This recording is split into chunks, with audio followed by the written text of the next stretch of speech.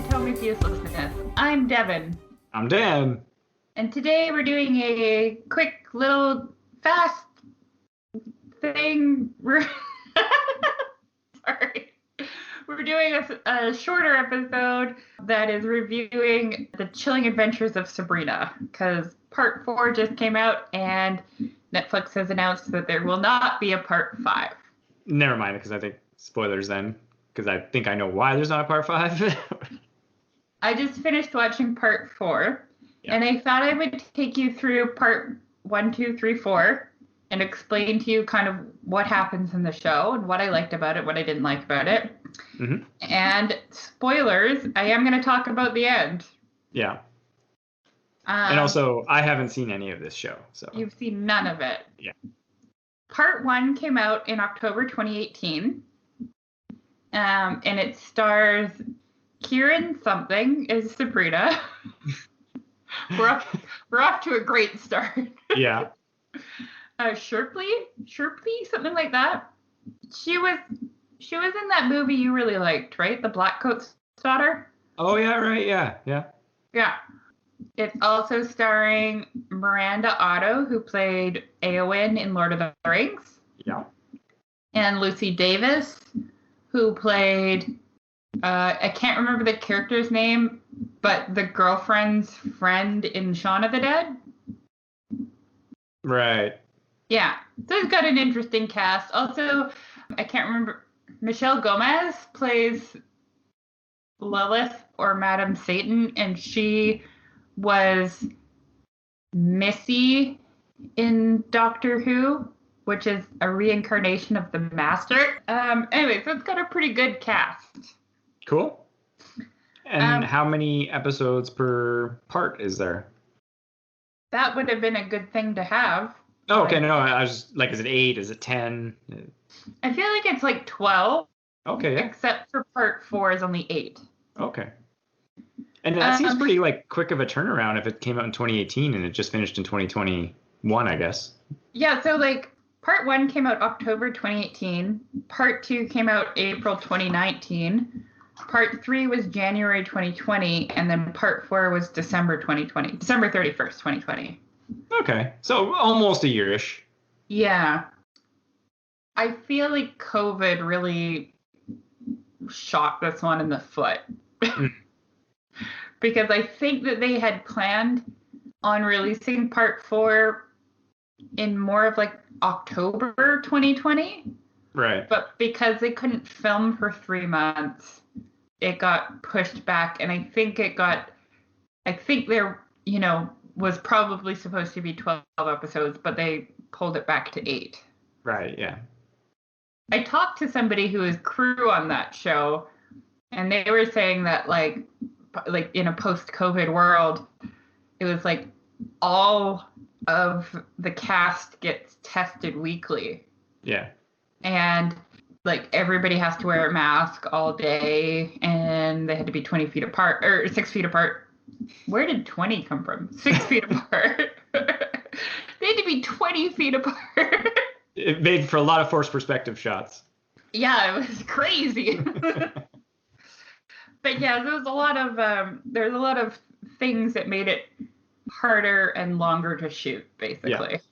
Let me just give you like a breakdown of each part, and then I guess I'll go into some more detail. Yeah.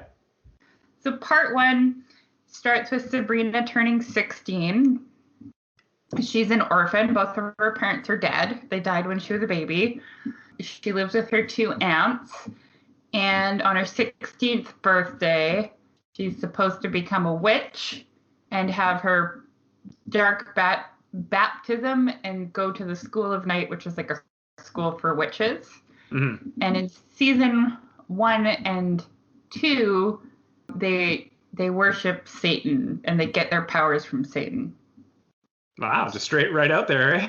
Yeah, they're like, what? Satan's time. By the way, on a side note, the opening credits for The Chilling Adventures of Sabrina is worth watching, even if you don't watch anything else. It's a really cool art style that was kind of done in the same style as the comics. Oh, cool. That the show's based off of. Over the course of the of season 1, or part 1, I should say. Sabrina lives with her aunts. She's dating Harvey. She's got her best friend Roz and her other best friend Susie, and they go to Greendale High. Nope, they live in Greendale. I can't remember. Baxter High. That's where they go. Sorry. Riverdale is mentioned, but they never have a crossover episode. Oh. I know you're sad. You're a big Riverdale fan. Huge, yeah. Who's your favorite character in Riverdale, Dan? I have no idea. Jughead. Oh, wrong answer. Oh, darn. I lost the game. The right answer is none of them. Oh, okay. It's a bad show. Yeah, so she's supposed to go to her dark baptism, but she runs away because when she has her dark baptism, she has to give up all of her human friends and her human life, and she has to completely become a witch, and she doesn't want to do that. Okay. So this season is a little bit Monster of the Week-ish. Like, she fights different things. It's kind of episodic, but the overall arc of season 1 is Sabrina coming around to the idea that she has to have her dark baptism and sign, I think it's a Book of the Beast. Can't remember. Wait, but she signs her name in Satan's book to get powers. Yeah, no, but so does she have powers? She has limited powers. Limited powers? Okay. Because I was saying, she's fighting stuff, and I'm like, is she just a normal girl then? So she's got some powers, but not like full witch powers yet. Yeah, full witch powers after you sign in the Book of the Beast. Right. There's the head of the School of Night is kind of a creepy misogynist guy. There's a weird side story with his wife. And his illegitimate daughter. Madam Satan is like in disguise on Earth as her teacher to kind of guide her towards signing the book and doing the dark baptism. It's all kind of irrelevant, but there's some like B plot going on. Right. So it ends with her signing the book and becoming a full witch. Oh, and also her and Harvey break up. Sure, because she's like, I gotta go do this thing. Yeah. She decides to go to witch school full time. Sorry, part 2 starts with her deciding to go to witch school full time. Mm-hmm. There's a side story where Susie comes out as trans and becomes Theo, mm-hmm. which it doesn't really impact the plot that much, but I thought it was cool of them to include that because it's nice to have representation if you're a marginalized group. And they got a non-binary actor to play the part, which is cool. Mm-hmm. Also, I met them and they were very nice. Nice. Harvey and Sabrina's friend Roz become a couple. Oh, I forgot to mention in the first season, Roz thinks she's going blind, but she's actually becoming psychic. Oh. Kind of. Sabrina meets a boy witch named Nick, and they kind of start going out. Satan is trying to corrupt her because she wants to just be a normal girl, and she thinks that she can, if she ignores what Satan wants her to do, she can still be like a good person, I guess. Yeah, she just wants to go to this witch school, gain witch powers, but then like live a normalish life. Yeah. It's kind of her idea, if I'm gathering that right. Basically. Because I was about to say, why does Satan need to corrupt her? She signed the book, she's becoming a witch. Well, it also comes out that Satan is her father and he wants her to rule hell with him. Okay.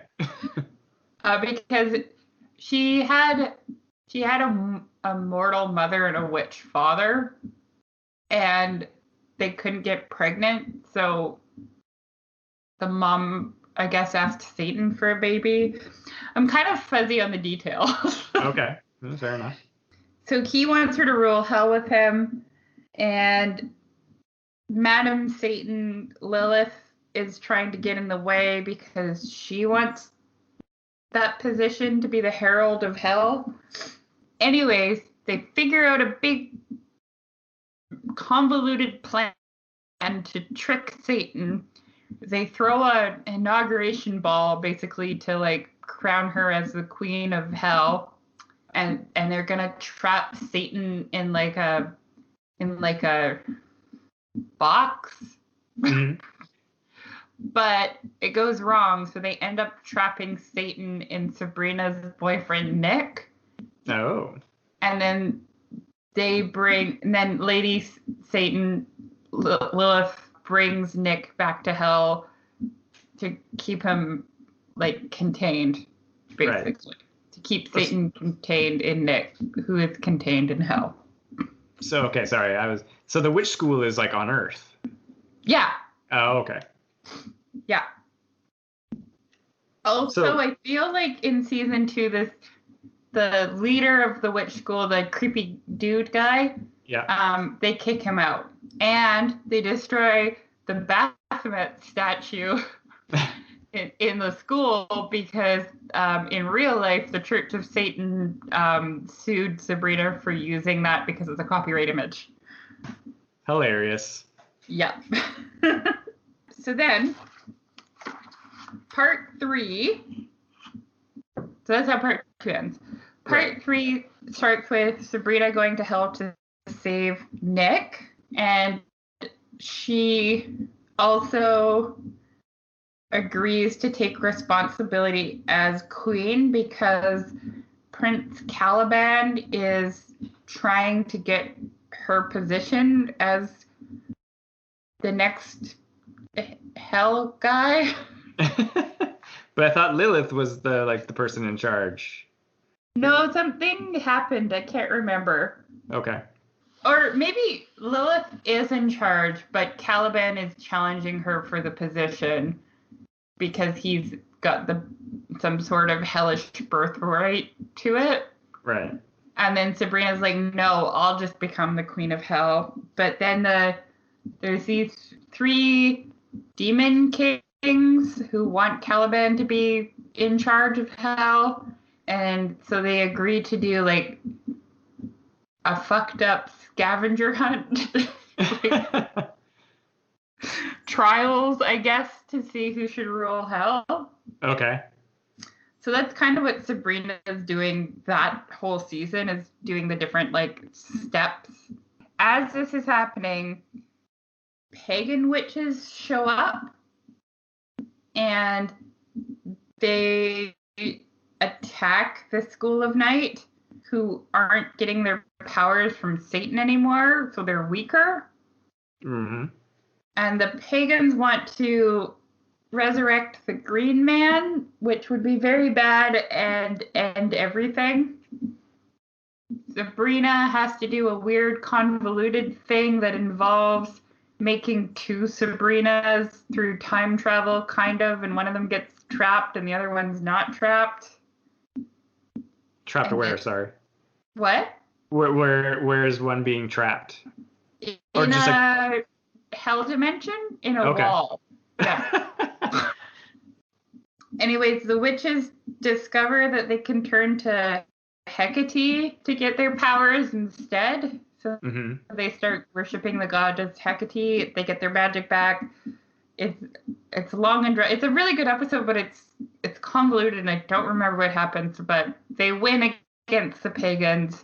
Mm-hmm. They stop the Green Man. And then Sabrina goes back to the trapped second Sabrina and frees her. And they decide that what they're going to do is one of them is going to be Sabrina Morningstar, which is the daughter of Satan, who is around now doing something. He got out of Buddy? He got out of Nick. Nick kind of had PTSD and they broke up. Sure. Lucifer is Satan, is running hell. Sabrina, who's like the original Sabrina, is Sabrina Spellman, and she goes back to Earth so that she can go to Earth school and live with her aunts and have like a happy life. And Sabrina Morningstar goes to hell to rule as the queen of Pandemonium. Mm-hmm. But they don't tell anybody except for Sabrina's cousin Ambrose. Okay. So that's the end of part 3. The creepy guy that used to run the School of Night is has turned to eldritch terrors, and decided to worship them instead and started to try to wake them up. Okay, yeah. That's how season 3 starts.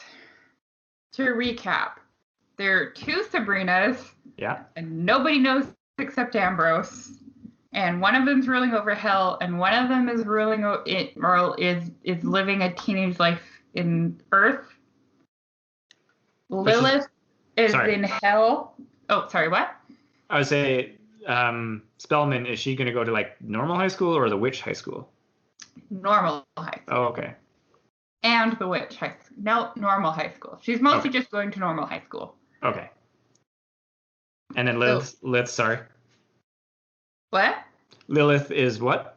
Lilith is in hell with Satan, and she's pregnant with his baby. Sabrina Morningstar is in hell, ruling over pandemonium. Mm-hmm. Sabrina Spellman is on Earth, and her and Nick broke up, but she's still living with her aunts Zelda and Hilda. Harvey and... Oh, I forgot to mention, in part 3, they meet a hobgoblin named Robin who is with the pagan witches, and he becomes Theo's boyfriend. Okay. Are you following? I think so. Yeah, I think so. Okay. So, part 4 starts with Sabrina Spellman feeling bad because she doesn't have a boyfriend. Harvey's with Roz. Theo's with Robin. Her aunt Hilda got married to an incubus. And her aunt Zelda has a girlfriend. Yeah. So, I actually, like, this show falls apart in part 4. There's no way to get around that. Right.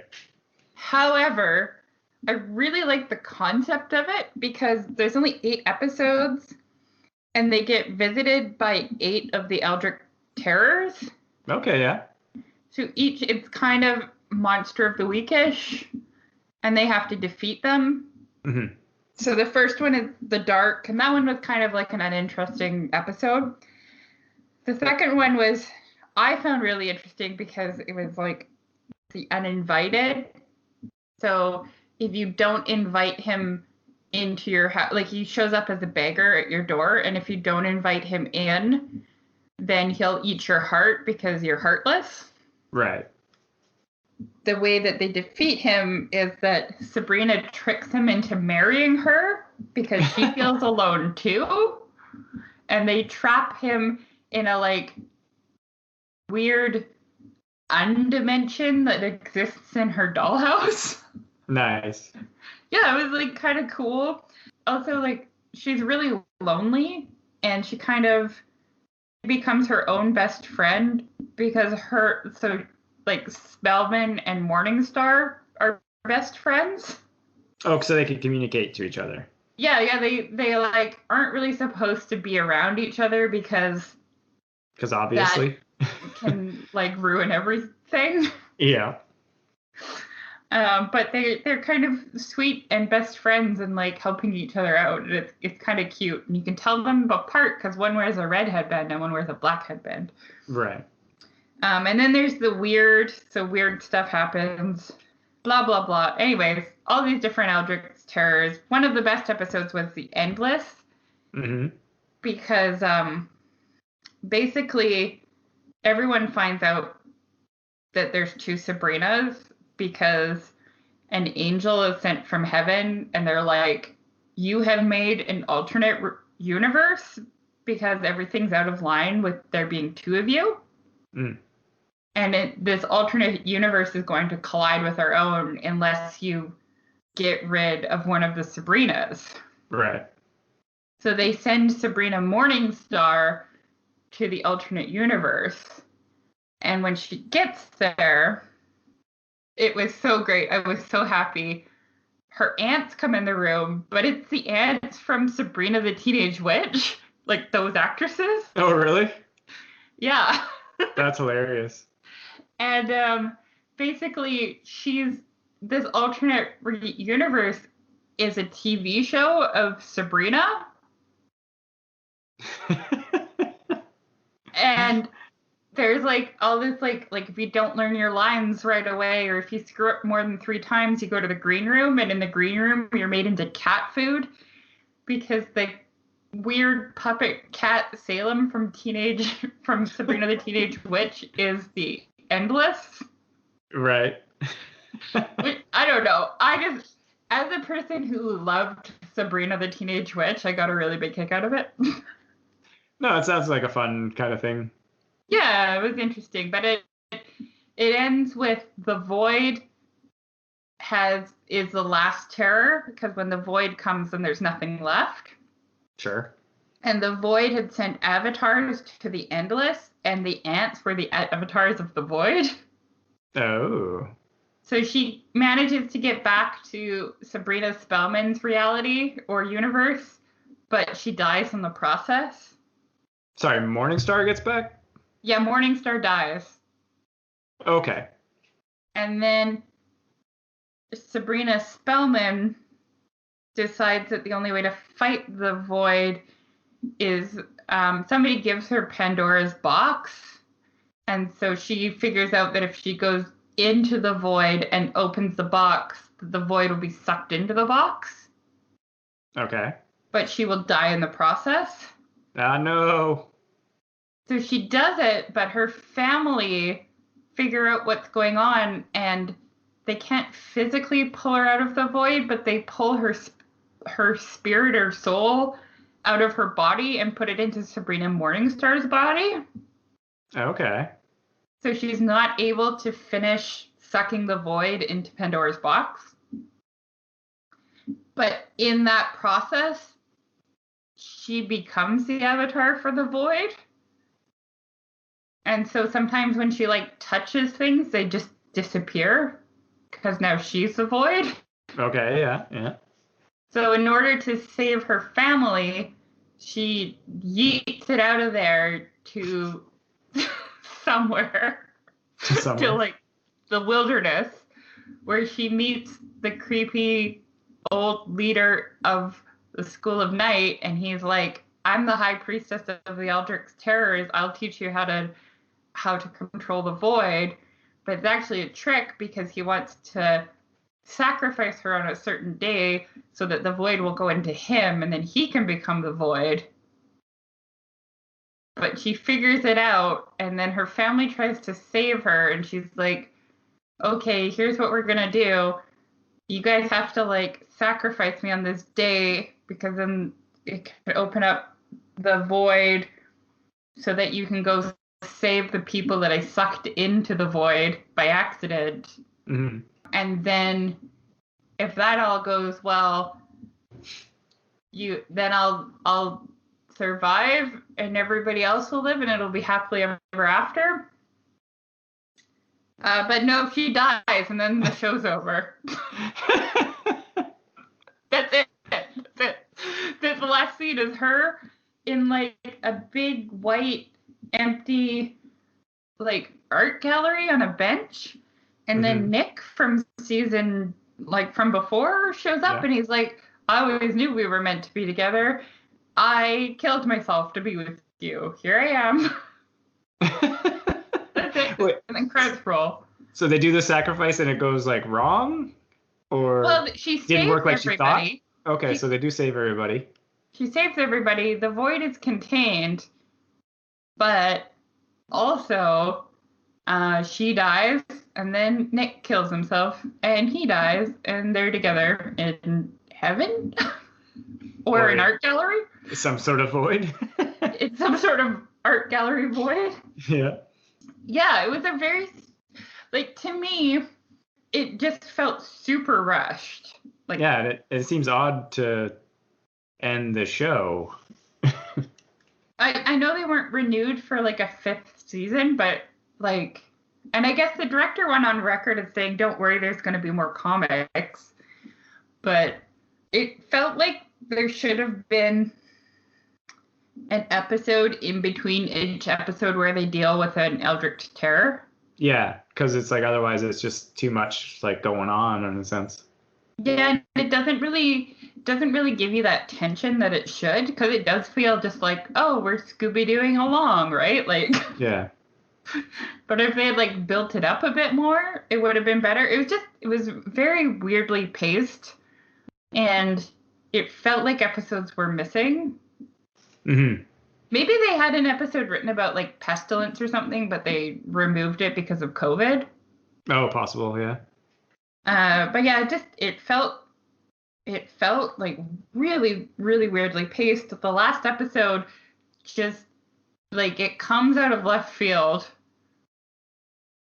and it's weird. Well, and I was about to say it just sounds like there was too much convenience slash whatever to just to end it in a sense. Yeah, they were just like, let's just kill her. Yeah, just sacrifice me, it's fine. And you're like, wait, no. Well, she like I guess they reveal that she knows she's gonna die, but she acts like she's not going to, so she kind of tricks everybody. Oh, okay, a little self-sacrifice. Yeah, but it was still like it was strange. Like there's like the scene where she dies, right? Mm-hmm. And all of her family and friends and like all the recurring characters are there. And then there's a scene where they put a statue of her up kind of in the School of Night, and it's the two aunts. So they have their statue of Hecate, and then they have a statue of Sabrina. Mm-hmm. And Zelda's like, I just don't understand why Hecate would take her from us. And Hilda's like, I'm gonna move back in with my husband. And like her and her husband are gonna move in with Zelda. I should say, sorry. And then it's a scene where she's in heaven or the great hereafter, and that scene is like maybe a minute long, and then credits. Well, it just seems odd that it's like if you're gonna end this show, at least rather than like she could do a sacrifice of some sort, but just like have her then be on a level of hell ruling there or something like that. It's like, you know, it kind of would fall in with that same premise slash conceit that she never really wanted to go to hell, but she's like, okay, I'm here, I'll rule this level of it. Fine. Okay, so sorry, I should mention that I didn't really mention it because it seems weird, but I think she can't go to hell because her father, Lucifer, Satan, is mad at her because Sabrina Morningstar died. Yeah. And she's in her body, so he wasn't able to give Morningstar a proper burial, and he considers Morningstar his daughter, but Spellman not. Okay. Yeah. I think there could have been a better ending. That's it. There could have been a better ending. This wasn't it, guys. This was bad. Did you know that the Nightmare Before Christmas was supposed to end with Oogie Boogie revealing that he was actually Professor Finkelstein the whole time? No, I didn't know that. Yeah, that wasn't what was written, but the animators wanted to change it to that because it would have been easier to film. Right. And then Tim Burton kicked a hole in a wall because he was so mad when they told him. Yeah, that's fair. Yeah. It doesn't work. But I feel like this was that ending for the show. I don't know, like you didn't get a scene where we find out what happened to our friends. We didn't get a scene with what we find out what happens to the School of Night or anything. There was no epilogue. Right. There was no resolution. It was just like, we beat the terrors. Bye. Hey, at least they got the win. Yeah, I guess so. I guess there's that. Yeah, and I assume while all these events are going on, like you were saying before, like you see other stuff with her friends and human characters and stuff. Yeah. Like there's all the melodrama and stuff. Like her human friends aren't really in part 4 that much.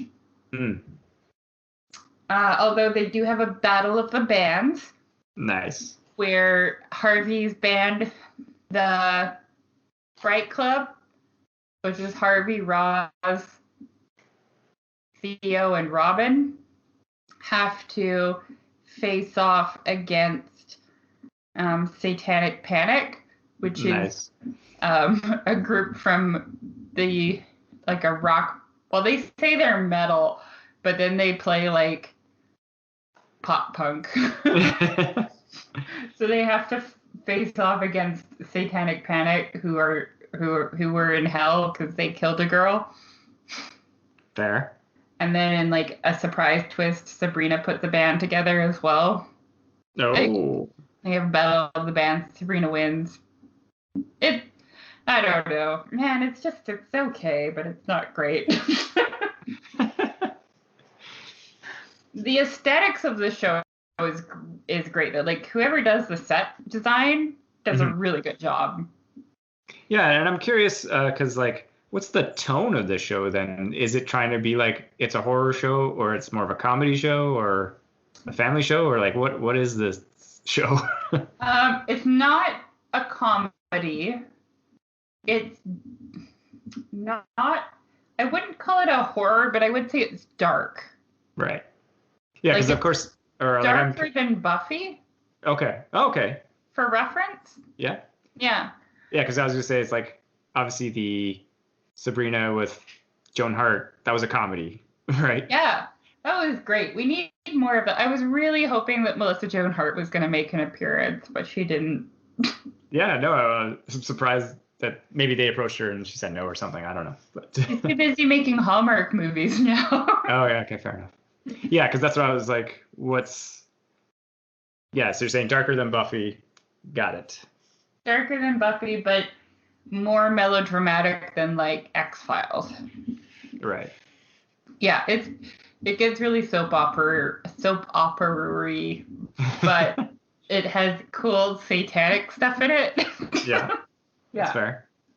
Some cool like practical effects too, like before Satan shows up as his like human dude self, he's like a big beast, and it's like all kind of like puppetry and costume, which is neat. Nice. Yeah, but yeah, overall, like I really liked the idea of part 4, but the execution, especially the end, was meh. Yeah, that's fair. I like the way they portrayed the void, though. It was like a big white room, and it just said "the void" in big black letters on one of the walls, which was great. I'm like, yeah, why not? Yeah. Yeah, it's too bad because I mean I'd heard from you and I'd seen some commentary / buzz that it sounded like the show was pretty good in its in the beginning. Yeah, I mean like. Yeah, I enjoyed it. I mean, I really like Miranda Otto, so like whenever she does anything, it's good. Yeah, like she's a really solidly good actress, so she's great in it. Lucy Davis is great in it. Like all the actors are good, right? And a lot of the characters they're not really like one-dimensional. They've got multiple sides to them. I haven't really done them justice because I've like brushed over a bunch of them, but sure, they have like real reactions to things. Like Sabrina's not just like I'm a witch and everyone's like cool. Like her friends are like, what does that mean, kind of thing, and it ends up breaking up her and Harvey and stuff. So yeah, I don't know. I liked it until I didn't. Yeah, that's fair. I also like when they do the episode with the weird, I really felt like they underutilized the concept of the weird because it wasn't that weird. Like they could have gone for like a very cool, like almost psychedelic stuff happening, but they didn't. They just had like dreams that were blue tinted. Well, and I think like you said, if they weren't getting picked up and maybe they just didn't have budget and etc. to like go as far as they wanted. Oh, totally. I think that's exactly what happened, but I wish it was like a claymation episode. So overall, though, you do recommend the journey, or maybe stop after 3, and you're like, it's fine. Yeah, stop after. Like, yeah, part 3 ends pretty interestingly. I don't know. Watch all of it if you want to.